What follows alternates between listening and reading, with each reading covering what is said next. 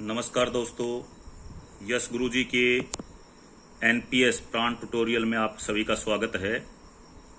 साथियों, भारत सरकार ने 1 जनवरी 2004 से पुरानी पेंशन व्यवस्था को समाप्त करके नई पेंशन व्यवस्था नेशनल पेंशन सिस्टम शुरू किया था, जो अलग अलग स्टेट में अलग अलग तारीखों से लागू हुआ। जैसे हरियाणा में 1 जनवरी 2006 के बाद जो भी सरकारी कर्मचारी सेवा में आएंगे उन्हें पुरानी पेंशन व्यवस्था नहीं मिलेगी, बल्कि उन्हें एनपीएस में अपना अकाउंट खुलवाना पड़ेगा। तो आज हम आपको बताएंगे कि एनपीएस में ऑनलाइन मात्र 10 से 15 मिनट के अंदर अंदर, बल्कि इससे भी कम समय में आप अपना एनपीएस का कार्ड कैसे जनरेट कर सकते हैं, एनपीएस का नंबर कैसे प्राप्त कर सकते हैं, और हाथ के हाथ ही आपको आपका कार्ड भी, जो प्राण का नंबर और कार्ड जो है वो आपको प्राप्त हो जाएगा। जबकि यदि आप ऑफलाइन अप्लाई करेंगे तो उसके लिए हो सकता है कि आपको दफ्तरों के चक्कर काटने पड़ें, 10-15 दिन, 1 महीना लग जाए, 1.5 महीना लग जाए। तो बड़ा आसान प्रोसेस है। आज हम इसी पर बात करेंगे कि हम ऑनलाइन अपना प्राण यानी कि परमानेंट रिटायरमेंट अकाउंट नंबर कैसे प्राप्त कर सकते हैं। तो आइए साथियों, सबसे पहले आपको इसके लिए देखिए, ये जो स्क्रीन पर आपको साइट दिखाई दे रही है, ध्यान से देखिए। इस साइट के ऊपर इसको आपने जो ही आप लॉगिन करेंगे, साइट डालेंगे, तो आपको ये स्क्रीन दिखाई देगा इस प्रकार का। इस स्क्रीन पे राइट साइड में देखिए, सबसे ऊपर जो दे रखा है, इसके ऊपर आप क्लिक करेंगे नेशनल पेंशन सिस्टम। अभी हम एनपीएस की जो बात करने लग रहे थे, तो इसके बाद ये पेज खुलेगा। इस पेज पे जाने के बाद आपने क्लिक करना है रजिस्ट्रेशन के ऊपर। रजिस्ट्रेशन के ऊपर जब आप क्लिक करेंगे तो आपके सामने एक नया पेज खुल कर आ जाएगा। ये देखिए, इस प्रकार का ये आपके सामने नया पेज आ गया है। इस पर आपने क्या करना है, रजिस्ट्रेशन करने के 3-4 तरीके दे रखे हैं यहाँ पर। Register with permanent account number, Aadhaar number, DigiLocker या बैंक के थ्रू। तो आप सबसे आसान तरीका इसमें जैसे आधार का, बाकी से भी आप कर सकते हैं, वो भी कठिन नहीं है। हम आधार के थ्रू यहां पर करने लग रहे हैं। आधार पे आप क्लिक करेंगे।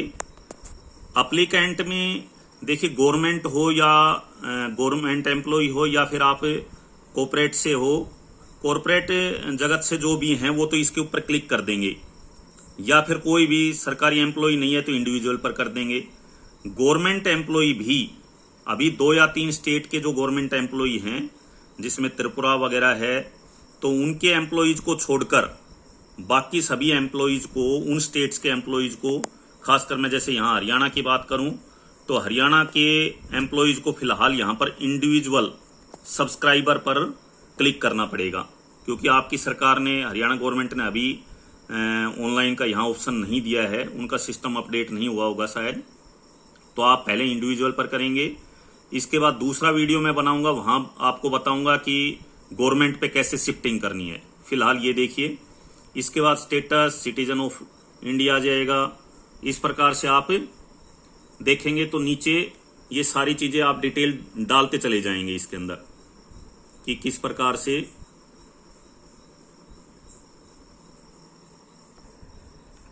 ये डिटेल्स डालेंगे आप। इसके बाद अकाउंट टाइप है, इसमें आप गवर्नमेंट एम्प्लॉय के लिए टायर 1 जरूरी है। बाकी आप दोनों पे, जैसे मैं यहाँ पे दोनों कर रहा हूं कि एक साथ ही खुल जाएंगे। आप फिलहाल टायर 1 भी खोल सकते हैं, कुछ समय बाद आप टायर 2 को फ्री ऑफ कॉस्ट दोबारा से शुरू कर सकते हैं। अगला है कि आपको एनपीएस के बारे में कैसे पता लगा, ये भी कुछ भी भर सकते हैं, फ्रेंड्स, फैमिली। इसके बाद है प्लीज सेलेक्ट ऑप्शन। जैसे मैं बता रहा था कि हम आधार नंबर के थ्रू करेंगे, तो यहाँ आधार करके और एंटर आधार नंबर डाल के नीचे दे रखा है जनरेट ओटीपी। ओटीपी जनरेट कर लेंगे। आधार के साथ जो आपका मोबाइल नंबर है उसके ऊपर एक ओटीपी आएगा।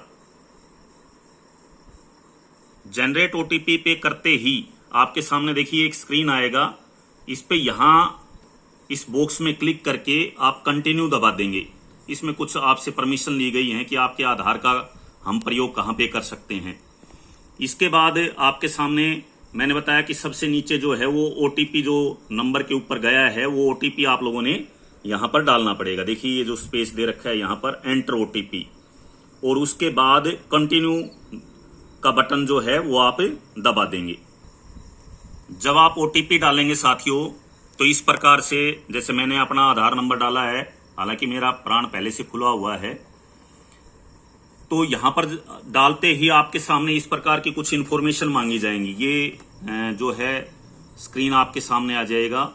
तो इस स्क्रीन पे आप लोगों ने बस अपनी इन्फॉर्मेशन भरते जाना। बड़ी आसान चीजें हैं। फर्स्ट नेम क्या हो गया, मिडिल नेम, एप्लीकेंट, ऑर्फन, इसमें आपने बताना है कि अनाथ तो नहीं है, इसको आपने नो कर देना है, क्योंकि तकरीबन हमारे पास ऐसे ही सब्सक्राइबर मिलेंगे, तो जर्नली इसको नो कर देना है। जेंडर, डेट ऑफ बर्थ, ये सारी चीजें आप लोग डालते चले जाएंगे। नीचे जो स्टार लगे हुए हैं, जैसे पैन नंबर डालना आपको जरूरी है, लास्ट 4 डिजिट ऑफ आधार ये डालना आपको जरूरी है। इसके अलावा इधर जो आप देखेंगे साइड में 2-3 डिटेल और मांगी गई है फादर और मदर्स के बारे में, तो ये भी आपने डाल देना है।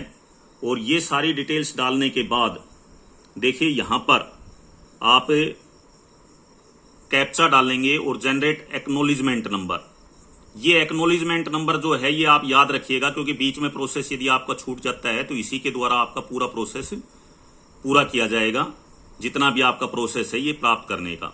अब इसमें प्रोसेस क्या है साथियों, वो बिल्कुल आसान है। देखिए पहले पर्सनल डिटेल है, फिर कॉन्टैक्ट डिटेल डलवाई जाएंगी, फिर बैंक की डिटेल डलवाई जाएगी, बैंक का खाता नंबर है इसके अंदर, फिर स्कीम इसमें सेलेक्ट की जाएगी। अभी आप कुछ भी कर दीजिए, कोई दिक्कत नहीं है, क्योंकि जब आप प्राइवेट सेक्टर के हैं तो आप अपना सोच समझ के कीजिएगा, और गवर्नमेंट सेक्टर के हैं तो वहां पर आप लोगों के लिए स्कीम पहले से फिक्स मिलेंगी। जब आप गवर्नमेंट में इसको ट्रांसफर करेंगे तो वहां स्कीम थोड़ा चेंज हो जाएंगी, तो इस पे भी ज्यादा आपको कुछ सोचने की जरूरत नहीं है। प्राइवेट सेक्टर के कोई भी एम्प्लॉई हैं तो वो अपना पीछे की बैकग्राउंड्स देखकर ये स्कीम यहां पर सेलेक्ट कर सकते हैं। डॉक्यूमेंट अपलोड में 2 चीजें आपसे मांगी जाएंगी, एक तो पैन नंबर और एक कोई भी बैंक जो जिसमें आपका खाता है उसके बैंक के चेकबुक की को क्रॉस करके वो आपने अपलोड करना है।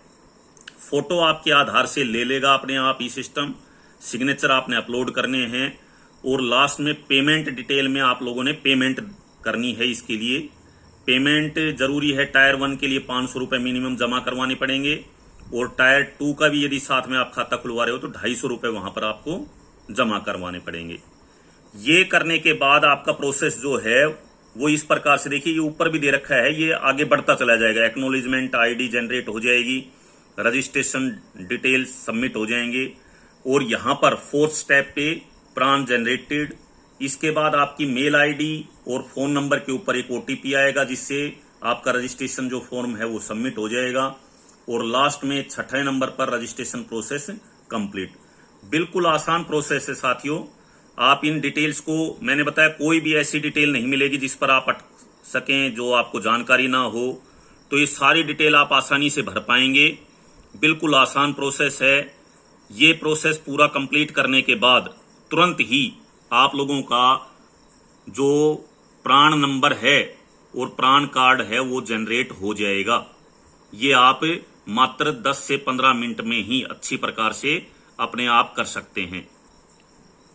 देखिए जब सारा प्रोसेस पूरा हो जाएगा तो इस प्रकार से ये ग्रीन टिक होते चले जाएंगे, और लास्ट में आपके सामने इस प्रकार से, जैसे प्राण नंबर भी जनरेट हो गए हैं, इस प्रकार से डाउनलोड OTP